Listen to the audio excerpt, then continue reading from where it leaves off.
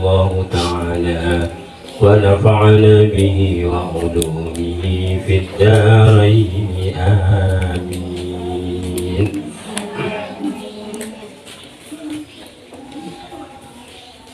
بسم الله الرحمن الرحيم.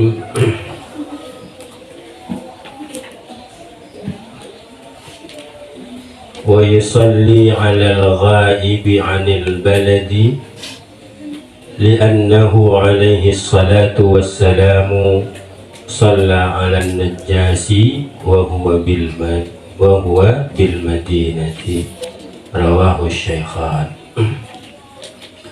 ويصلي dan mensolati seorang alal ghaibi atas mayit yang ghaib, mayit yang tidak ada di hadapannya, anil baladi dari negeri, yang disebut dengan salat ghaib, ya. Salat jenazah terhadap mayit yang tidak ada di tempat. Li'annahu alaihi salatu wassalamu, karena sungguhnya kanjeng Nabi alaihi as-salatu, mudah-mudahan tetap atas kanjeng Nabi as-salatu, salawat, wassalam dan salam, shalla ala najasi, adalah salat kanjeng Nabi ala najasi, atas Raja Najasi. Wa huwa bil Madinah, sedangkan kanjeng Nabi bil Madinah, ada di kota Madinah. Jadi tatkala Raja Najasi meninggal, ya, itu beliau mensolatinya sementara beliau posisinya berada di Madinah, artinya tidak di hadapan Raja Najasi, ya, di jenazah Raja Najasi, jauh negara Najasi atau negara Ethiopia. Ini yang kemudian menjadi dasar bolehnya seseorang untuk sholat jenazah bil ghaib. Jadi ketika jenazahnya tidak di tempat, boleh kita untuk mensolatinya.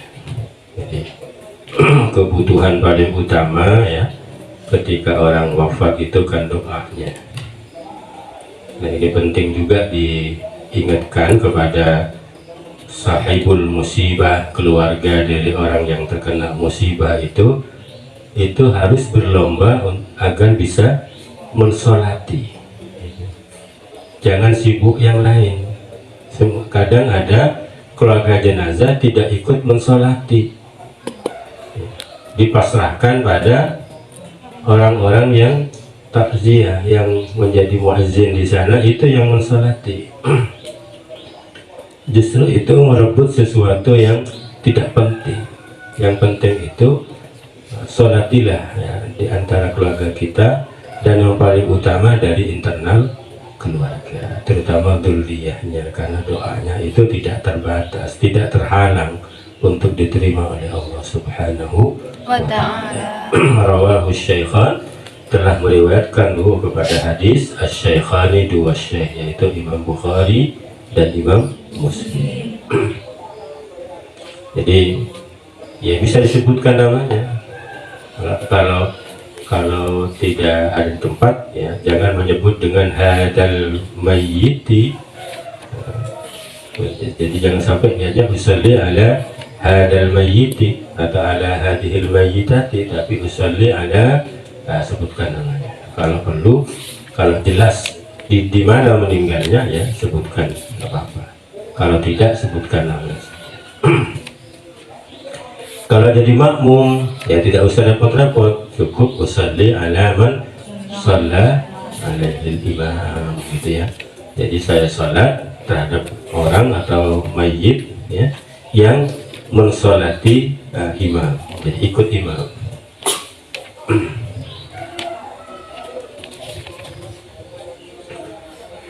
Walau shalla ala man mata fi yaumihi, walau dan seandainya salat seseorang alaman atas orang mata yang mati, man fi yaumihi, di harinya man, ya, wa wusila dan telah dimandikan man sahha maka sah salatnya. Jadi ini mirip dengan salat ghaib ya. Jadi mensolati orang di hari itu, tapi catatannya si jenazah sudah dimandikan. Kalau belum dimandikan tidak sah, karena urutannya itu harus dimandikan, dikafani, baru disolati. Termasuk yang sholat ghaib harus pastikan. Yang utama yang tetap datang ke lokasi di mana si mayit itu berada. Di samping kita ikut ya membesarkan ya keluarga yang ditimpa musibah, sekaligus kita ikut mendoakan dari si mayit itu. Allahumma shalli ala Muhammad. Qala Hurluyani telah berfatwa, telah berkata kepada pendapat itu Ar-Ruyani. Siapa Imam Ar-Ruyani? Ya, seperti itu. Yang penting sudah dimandikan, tentu dikafani. Walau shalla ala man dufina sahhat salatuhu, walau dan seandainya salat seseorang ala man atas orang dufina yang telah dikubur, siapa man sahhat salatuhu maka sah salatnya orang itu. Sudah dikubur mau salati tetap sah ya. Li'annahu alaihi salatu wassalamu shalla ala qabrin, karena sungguhnya kanjeng Nabi Muhammad sallallahu alaihi wasallam alaihi salatu wassalam shalla adalah telah salat kanjeng Nabi ala qabrin atas satu kuburan ba'dama dufina setelah itu selesai dikuburkan. Rawahu Syaikhan, telah melihatkan kepada hadis Asy-Syaikhan, dua syekh yaitu Imam Bukhari dan Imam Muslim. Zada Ad-Daruqutni, telah menambah Imam Ad-Daruqutni ba'da syahrin setelah 1 bulan. Artinya ada riwayat lain kapan Nabi itu mensolati di atas kuburan itu setelah si mayit itu dikubur selama 1 bulan. Jadi posisinya di mana? Tetap seperti sholat seperti yang hadir. Jadi orang yang mau mensolati itu kalau di negara kita berarti ada di sebelah timur kuburan itu. Kalau laki-laki ya, yang mensolati mendekat ke kepala. Kalau perempuan itu ada di tengah. Bukan di atas kuburannya, bukan diinjak kuburnya, tidak. Tetap posisinya jenazah kuburan itu ada di hadapan orang yang sholat. Cuma posisi berdirinya harus dianjurkan ya, disunahkan ya, bukan kemudian menentukan sah tidaknya. Kalau yang meninggal laki-laki yang sholat itu mendekat ke kepala ya, jadi lebih ke sisi utara. Kalau yang meninggal perempuan itu di tengah. Cuma ada yang sering terluput ya, itu tidak jadi perhatian. Kalau mensolati di kuburan itu jangan menggunakan sandalnya. Kalau diyakini sandalnya itu ada najisnya, jangan dipakai sandalnya. Kalau dipakai maka sandal itu bagian dari pakaian sholat yang dipakai. Gimana caranya? Diinjak. Jadi sandalnya itu dilepas. Jadi kalau sandal jepit jangan masih menjepit itu tali sandalnya, tapi dilepas, diinjakkan, sehingga ketika diinjakkan sandal itu menjadi tempat sholat. Ketika tempat sholat yang penting di atasnya suci. Kalau menjadi pakaian sholat maka di bawahnya pun itu harus suci. Itu harus jadi perhatian.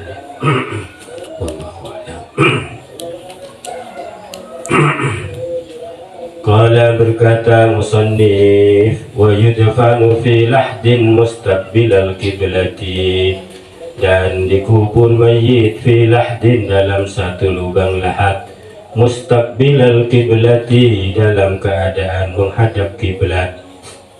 Jadi posisinya miring ya, seperti halnya orang yang sholat dalam keadaan tidur miring ya, menghadap kiblat. Wa yusattahul qabru ba'da ayyu'ammaqa, dan diratakan kembali al-qabru apa kubur, ba'da ayyu'ammaqa, setelah digali, dilubangi. Ya'ammak itu ammak, takmik itu adalah membuat dalam ya, memperdalam. Setelah di dalam kemudian dimasukkan mayit menghadap ke kiblat ya, posisi kepala ada di utara kalau di kita, miring ada ke kiblat, baru kemudian ditutup kembali, diratakan, tanahnya diratakan. Bahkan untuk memberikan penanda sebagai itu kuburan ya boleh saja ada gundukan ya, ada gundukan.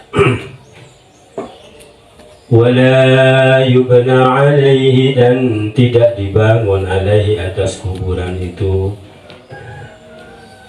tidak dibangun, tidak di ya, kuburan itu kalau itu milik umum ya, kuburan umum itu menjadi milik umum. Artinya jangan kemudian seakan-akan menjadi milik pribadi. Tetap milik umum. Artinya suatu saat kalau tidak lagi ada tempat penguburan, maka kuburan yang lama bisa diganti, bisa diganti.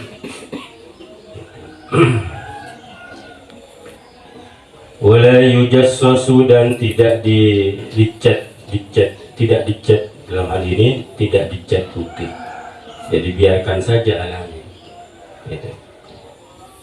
Jadi dalam syariah Islam itu harus hati-hati kalau menempatkan kuburan di mana tanah pekuburannya milik umum. Artinya itu tanah wakaf ya. Wakaf, ada tanah, sebidang tanah yang diwakafkan untuk penguburan umum, artinya tanah itu menjadi milik umum. Suatu saat jika memang kondisi membutuhkan, maka kuburan yang lama itu bisa diganti, bisa diganti. Jangan sampai seakan-akan itu pun menjadi milik pribadi.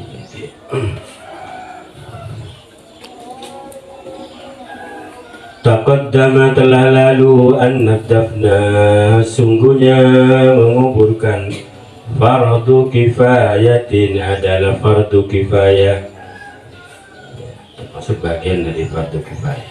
Artinya fardu yang menjadi beban banyak orang dan sudah gugur kewajiban sebagian jika ada sebagian yang lain telah melaksanakan.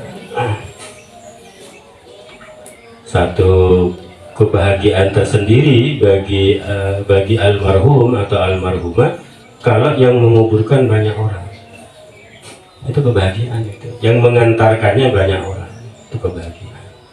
Berarti hidupnya itu disukai oleh banyak orang. Jadi berdoalah mudah-mudahan jenazah kita diusung oleh banyak orang. Kalau perlu ke kuburan itu nggak bisa jalan, tapi justru jenazahnya yang jalan, kerandanya yang jalan, orangnya sudah nggak bisa jalan karena antara rumah duka dengan kuburan sudah sesak orang. Jadi jenazah yang jalan, berarti yang mengantarkannya sangat banyak. Harapannya apa? Yang mengantarkan itu menjadi saksi atas kebaikannya. Jadi kalau ada orang yang wafat kemudian itu disaksikan oleh yang mengantarkan sebagai orang baik, maka insya Allah yang wafat itu menjadi baik, husnul khatimah. Ya, nanti itu mudah-mudahan begitu kan. Ya, mudah-mudahan kebahagiaan kita ditangisi oleh banyak orang ya. Termasuk perempuan wajib nanti kalau gak ada laki-laki yang mau menguburkan ya, jangan kemudian ini fardu kifayah itu laki-laki. Jadi kalau hanya di kampung itu hanya ada perempuan saja, ya perempuan. Yang kali kubur gimana? Ya perempuan. Harus belajar cara menggali kubur. Yang masuk dalam ya perempuan gitu. mulai dari memandikan, mensolati, karena kampung itu kampung perempuan, laki-lakinya tidak ada. Semisal apakah akan ada suatu ketika satu kasus, pasti akan ada, ya, pasti akan ada. Akan ada kasus-kasus begitu, maka harus diantisipasi, ya, minimal ketika memandikan, yang memandikan itu kalau jenazah itu perempuan, maka yang memandikan adalah perempuan, ya. Itu jangan diserahkan laki-laki lah, termasuk perempuan menghindari kecuali mahramnya, ya istrinya atau anak-anaknya, ketika jenazahnya laki-laki sementara dia bukan muhrim, maka ibu menghindari, jangan ikut masuk. Nah itu niatnya bagus tapi caranya salah, ujung-ujungnya apa? Bukan pahala, malah dosa. Nah, dicegah, kecuali memang istrinya gitu ya, kemudian anak-anak perempuannya. Seorang suami pun itu sebenarnya tidak dianjurkan untuk memandikan istrinya. Kenapa? Ya beda antara perempuan mandikan suami dengan suami mandikan istrinya, beda itu. Takut masih kepikiran gitu ya, melihat tubuh istrinya itu ya. Khawatir masih kepikiran ya. Itu beda, memang lebih kuat perempuan dibandingkan dengan laki-laki. Perempuan ini termasuk ras terkuat katanya gitu ya, ras terkuat, semua bisa perempuan.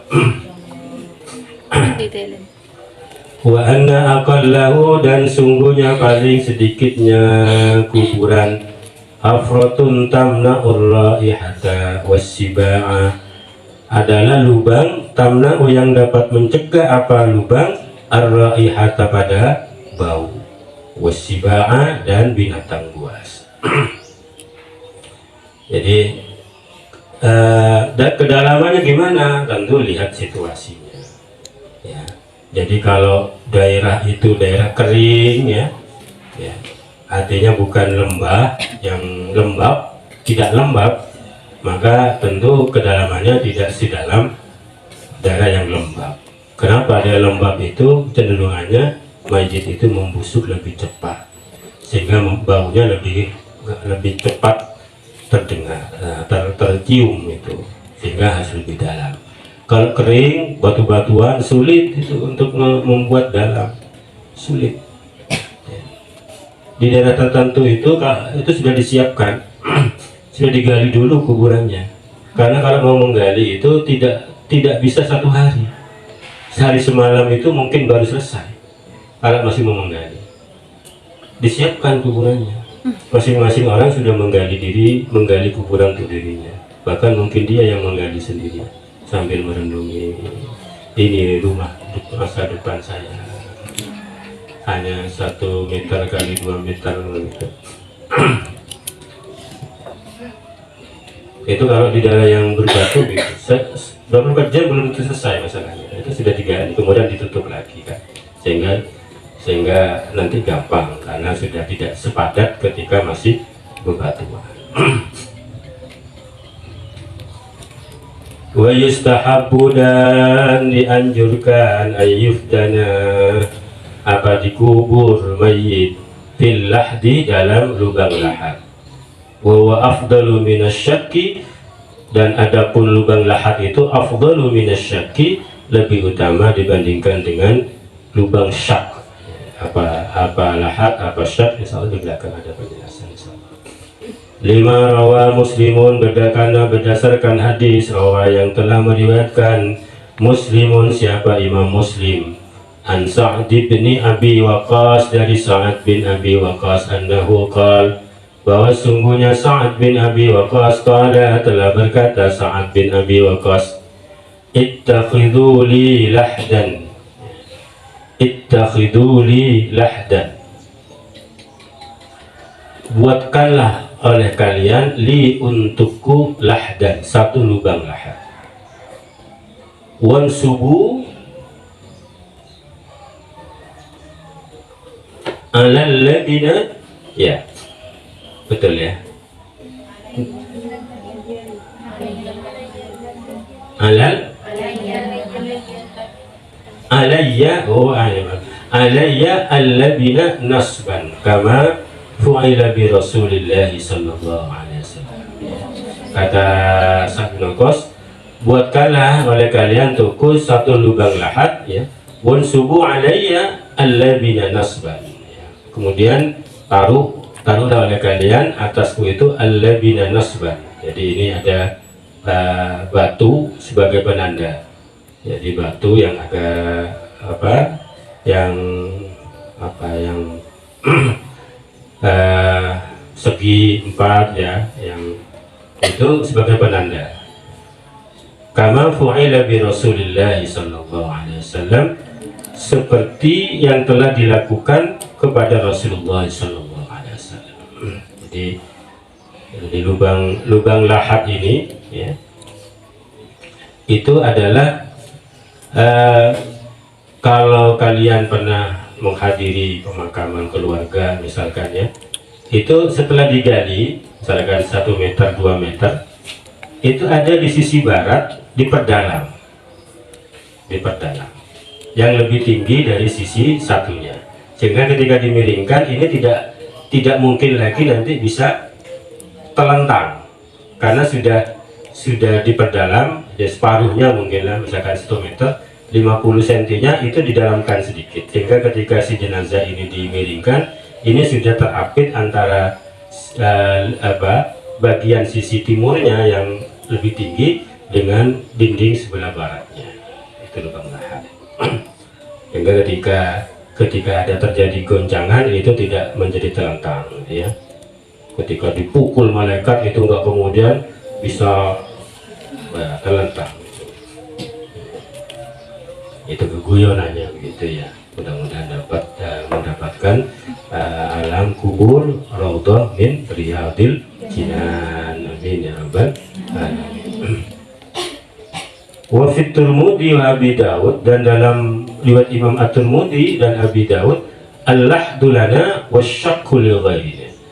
Jadi lubang lahat itu untuk kami, wasyaqqu li ghairina, sementara lubang syak li ghairina. Li ghairina itu untuk selain kami. Lakinnahu dhaif, tapi hadis ini dhaif. Ya, hadis ini dhaif.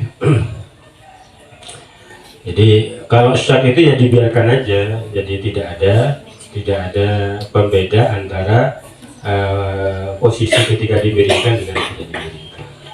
Biasanya hanya diganjal dengan tanah yang agak besar, ya, kalau ada yang masih utuh, ya, atau dibikin bulatan begitu yang kuat sehingga tidak gampang untuk bisa terbalik lagi.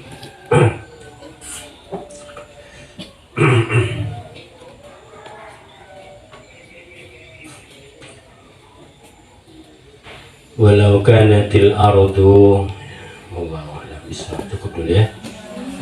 Mudah-mudahan ada manfaatnya untuk kita semuanya. Rabbi fanfa'na bi barakatihim wa binal husna bi hurmatihim wa amitna fi tariqatihim wa mu'afatihim minal fitani.